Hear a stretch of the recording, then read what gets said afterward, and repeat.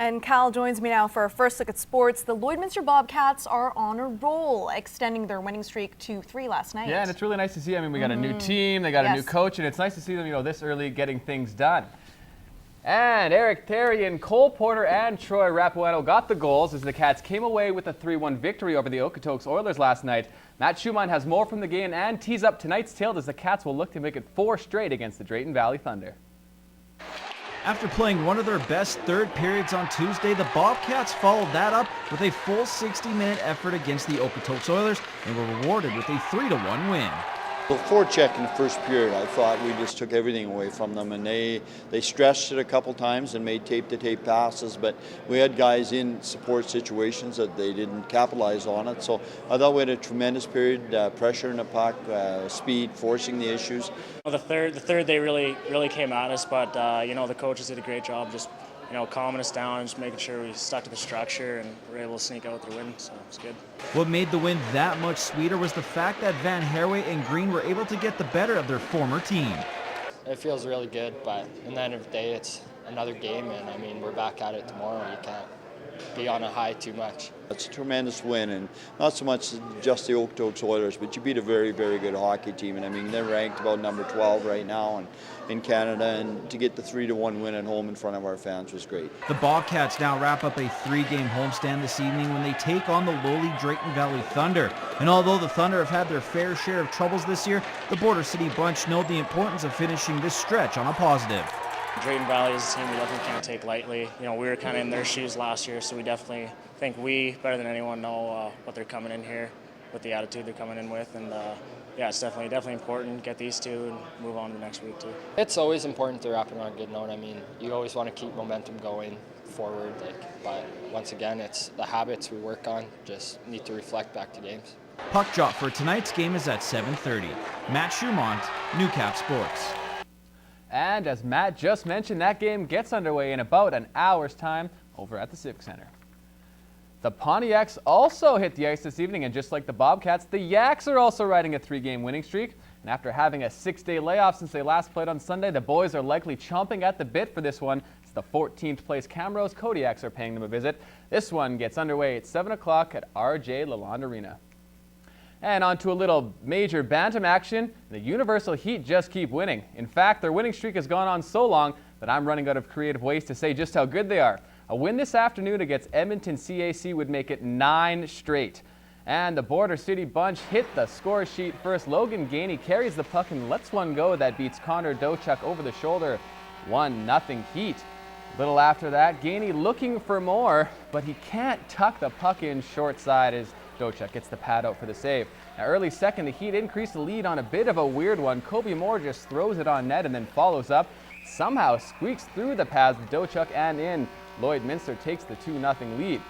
Now later, Heat shorthanded. The D-man misplays the puck, but Zane Franklin can't capitalize on the golden opportunity. Edmonton then gets a great chance to get on the board, but Dane Dow makes the stop in tight. This one would have been over early if not for Dochuk. A nice move to get to the slot by Franklin, but the CAC tender is up to the task. Final frame, Heat keep applying the pressure. Dochuk stops Franklin from a good spot in the slot and slides across to stop Bryce Kindop on the rebound. Dochuk was outstanding in this one, making 45 saves to keep his team in it. The Heat take a penalty in the final minutes of the game. CAC coach Jason Stewart calls a timeout to go over things for the power play. And you know what? It works. Edmonton with the net empty. Peter Cope lets a shot go that beats Dow through a screen. It is a 1-goal game with just 34 seconds left to play. But CAC couldn't muster much the rest of the way. The Heat pull out a win in their closest game of the year by a score of 2-1. Lloydminster has now won 9 in a row to open up the season and will try to push it to double digits tomorrow afternoon. The Wheatland Football League playoffs kicked off last night with the Lloydcom Barons hosting the Bonneville Voyageurs in a quarterfinal matchup. The winner will move on to face the defending champion St. Paul Lions in the semis. First quarter, Barons up 7-0. Gregory Godzik finds Isaac Fagnan, but Caden Kindop absolutely levels him with a nice tackle to end the threat. In the second, Voyageurs will get on the board. From top gun to top run, Maverick takes this one in for the score. You could say it's his best play of the game. That line courtesy of our lovely PA Megan Willis, but they'll have to settle for just the 6 because look at this. The special teams stepping up eventually to block the kick.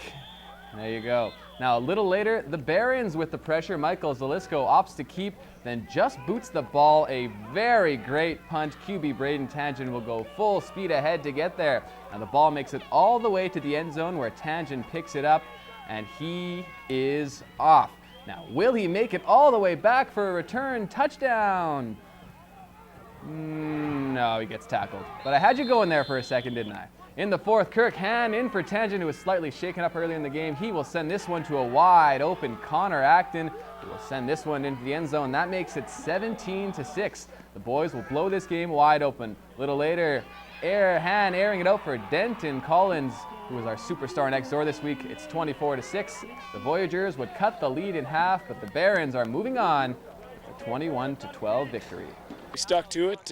We had a lot of young guys make plays today, which is real promising. We had some of our vets get nicked up, and we had young guys go in and answer the bell, and that's promising to see for the future going forward in future years. But you know what? Our goal here was to get a win. We got a win. Started off slow, but I'm happy with how we pulled out. Our quarterback made a couple of big plays. Our D really stepped up. Kindot makes some big hits. It really gets the team fired up. You know, it wasn't the greatest win, but a win's a win, and we got a berth in the playoffs, and we're happy about it. Now, once again, the Barons will meet St. Paul. Meanwhile, in other action, the Cold Lake Royals absolutely destroying the Wainwright Commandos by a score of 46-0. The Royals will move on to face the very well-rested Holy Rosary Raiders next week in the semis. The Lakeland Rustlers volleyball teams finally hit the court last night, opening up their ACAC season against the Nate Ooks. Just before the women's matchup, the Rustlers unveiling their silver medal banner from Nationals last season.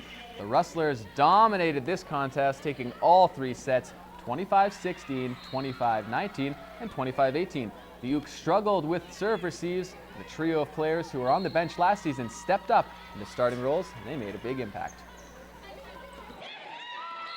Sophie, Michelle, and Jessica have been here this is their third year now, and they haven't had a chance to start until now, and so they've been ready for this since they came to school at the beginning of September. So it was a great night for them. All three of them played really, really well. Meantime, the men's side suffered a very different fate in their contest. The first set, Lakeland had several opportunities to win a seesaw battle, only to lose 31-29. The Rustlers put themselves in a hole in set two, but made a strong push to pull within 4 points. But again, they dropped the second set 25-19. The Rustlers would lose another close third to fall to 0-1 on the season. Our highs were high and our lows again were really low. So just that consistency needs to be better. I think that was the big difference. Nate was a little bit more consistent than we were tonight.